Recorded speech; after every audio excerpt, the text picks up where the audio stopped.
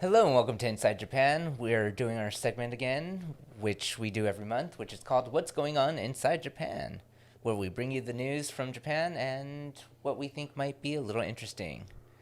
So, how are you doing today, Derek? Great. You, Marco? I'm doing all right.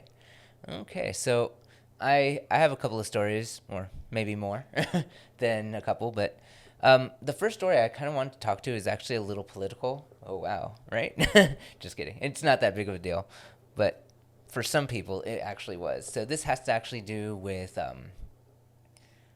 the now current prime minister. Mr. Kishida? Yes, exactly. So before he became prime minister, he did make a post on Twitter, which he actually showed some of his wife's cooking. So Okay. it was like a Okonomiyaki, Okay. and so I actually said it right this time. But yeah, so normally this isn't a big deal or anything like that. So he's actually from Hiroshima, and some person said thank you for sharing the picture or whatever. Someone else in the government. It's just this person. What was his name? I forgot his name, but he's a representative of Osaka, Okay. and so um, before we actually step forward into this, okonomiyaki is a dish. Okay, it's a dish that both Hiroshima and Osaka, they actually kind of have a rivalry of who does it better. Sure. So, So, I'm not super knowledgeable, but when you say okonomiyaki, I kind of think Osaka. You have takoyaki, taiyaki, okonomiyaki, kind of known for Osaka, and then there's Hiroshima yaki. There's a different style of the same dish, which maybe has more layers and is wetter. I'm not exactly sure, but that's my impression. okay, so you're pretty much right about most of it. Um, so you do have pretty much the same basic ingredients. You have flour, egg, um, was I mean, it's yeah, usually cabbage, cabbage. There we egg, go. flour. These kind of mixed up, and maybe there's some ginger. They mix Yeah. it up, they dump it, they fry it, and you can put on your favorite toppings, and then they'll flip it. Right. So the way they do it in Osaka is that they pretty much mix it all together. And then the way they do it in Hiroshima is that they grill each things in layers. Mm-hmm. And so it's more layered. So it's kind of mixed versus layered. That's Okay. pretty much what it is. Sure, sure. And so the representative from Osaka is like, "Hey, this is good okonomiyaki from from Hiroshima," and him being from, representing Osaka and saying the wrong one got him in a little bit of trouble. It's like, how do you not know your own food against the rival's food, you know? Sure, sure. So he did actually have to delete the tweet and everything and apologize and everything. So it was actually, I would say it was a little funny that it happened, but then it's kind of like you're a Red Sox fan, okay? And actually, it's more like you're the mayor of Boston, and Calling them the White Sox and instead of the Red Sox. it's probably a little worse than that. It's Okay. more like let's say someone from New York takes a picture of the Red Sox, and then the mayor of Boston says, "Oh wow, the Yankees look pretty good today." so, so it's like, wait, what? Like, what's going on here? I don't know. I always find Japanese political scandals to kind of be cute. Like, oh, the last prime minister, like, they said don't have cherry blossom viewing parties, but she went to a hotel and had a little party with her friends. Oh my gosh. Like, yes, that is breaking a social norm, but it's such a small transgression. It's interesting to watch people get heated up about these. Yeah. I would say it's not the fact that it's like a political thing. I think it's the fact, well, partially it is political, but then it's more like, hey, what's going on? You know, you're supposed to represent us. You should know at least this one thing. Yes. It's Okay. like it's our one of our most famous dishes, and you're just pretty much thinking it's the rivals. So yeah, I thought it was kind of funny, like a story. Um, so I saw a story that I thought was interesting. Um, Now, I mean, it's so one of the big stories I remember from this last month is that on a Japanese train, some guy dressed up as a Joker stabbed multiple people and then lit a fire and then just sat on the bench smoking, waiting for the authorities, dressed as the Joker. And that movie has a scene on the train where he kind of cracks and hurts people on a train. So, due to that story and a couple other train problems, Japanese TV companies have decided to never show the Joker on TV. Oh, okay. We will do nothing to promote this film, which could incite people to violence. I mean, I think mental health is a serious issue, and people being driven to hurt other people is a serious problem. But I'm not sure keeping that movie off TV is the solution. But I thought that was interesting. Yeah, it was an interesting story. It was actually a bit scary because it was the same line that my kids would have to take to visit their mother in Tokyo. And so it was actually the same weekend as they visited. So it was really scary hearing that story, Okay. but knowing it wasn't the same time at all. But still, it's like, wow, like Sure. that. There was an earthquake. I just left that place. Yeah. So it was kind of like I was happy that they were safe the whole time. Okay. So yeah. Do you have a lot more lighthearted story for us? Yes, actually, I know you just mentioned a fire, Okay. but there was actually this teenager who noticed a fire happening. Okay. And he first dialed 119, which is the Japanese version of 911. And so he called the fire department. He rang the doorbell, banged on the door just to make sure anybody was there. There was an elderly lady. When she came down, she realized what was happening because the fire wasn't that big yet. So they were actually able to put it out before the fire department came. Okay. But so it was really nice seeing like this teenage boy pretty much save this elderly lady. It might seem like a basic type thing, like, oh, he just banged on her door and everything, but most of the time some people are kind of like scared or reserved, especially in Japan. It's like, Sure. Wait, is this something really going on, or what's going on? Like, should we just call and just leave, or? Sure.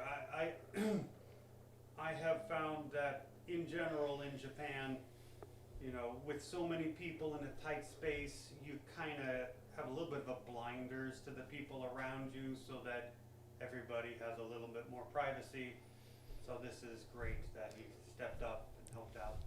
Yeah, and so actually he gave thanks to an anime he was watching about firefighters. Okay. And he was like, because I was watching that anime, I actually decided to like do what I needed to do and make that phone call and stay calm during the whole thing. So I was like, okay, so he's actually thanking anime for his bravery. So I kind of thought that was an interesting story. Let's see, another story I thought was interesting. From yesterday through the 26th, there's like a 2-week window. And if you're in Osaka, there is a Toyota Prius driving around covered in pictures of fried chicken. There's a KFC promotion, and this taxi is giving free rides for the next 2 weeks to people in Osaka, and there's an app. So the app is paying for free taxi rides for 2 weeks, and inside it's also plastered with pictures of fried chicken. So if you're a big fried chicken fan in Osaka, why not get a free ride? So that's something to keep an eye out for. Wow. KFC, I have to say that during the past year, at least outside of Japan, they have been really great with their promotions Outside of Japan.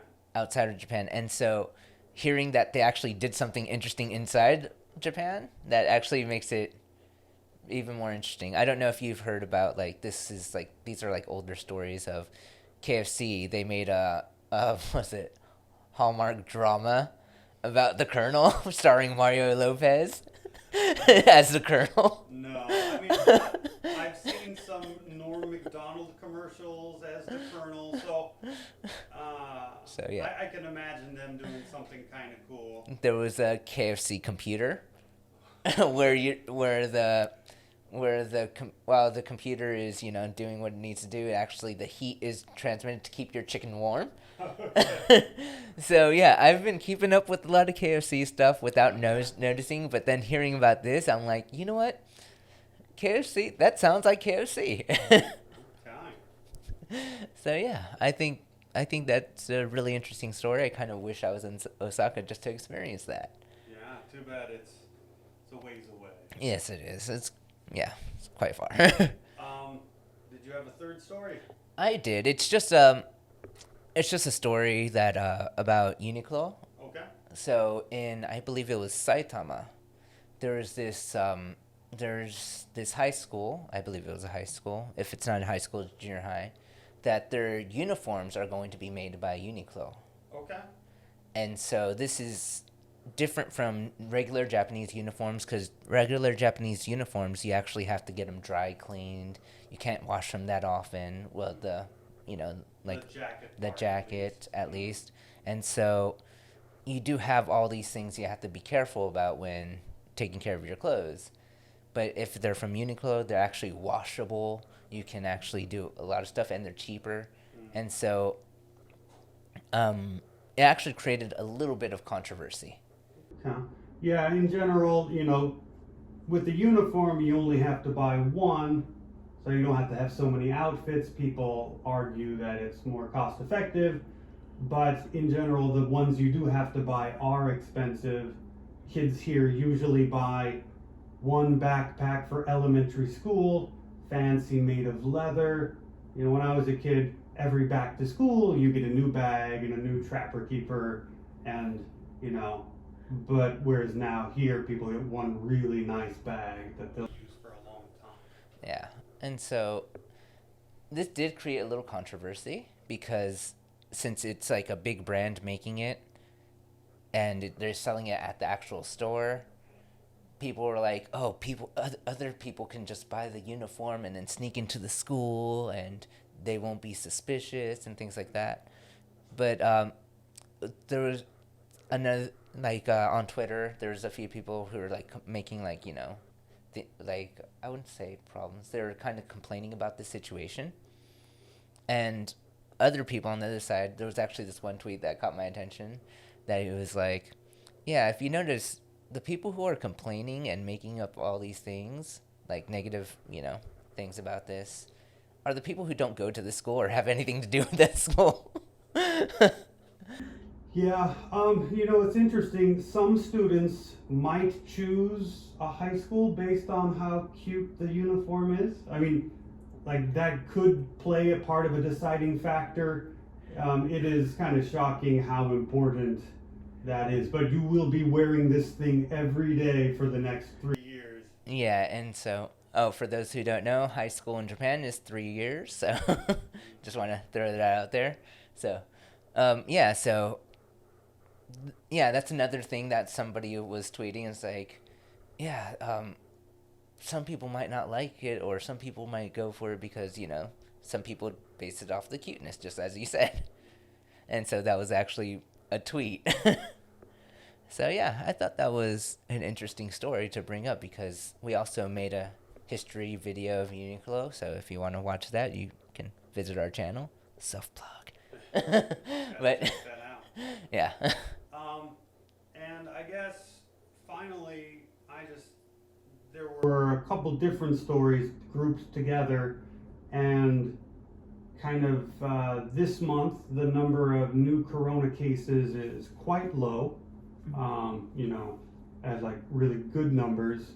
You know, at one point it's like in Tokyo, a city of 10 million people, there were 40 new cases, and you know, instead of 1,000 a day, it's 40 a day. So the numbers are better, and Japan has recently lifted the cap of people at an event.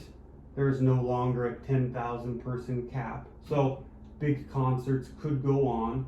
And after 2 years, Disney's electrical parade is going back into service at the park, and so you know, a lot of different little things are kind of proving Japan's kind of opening up again.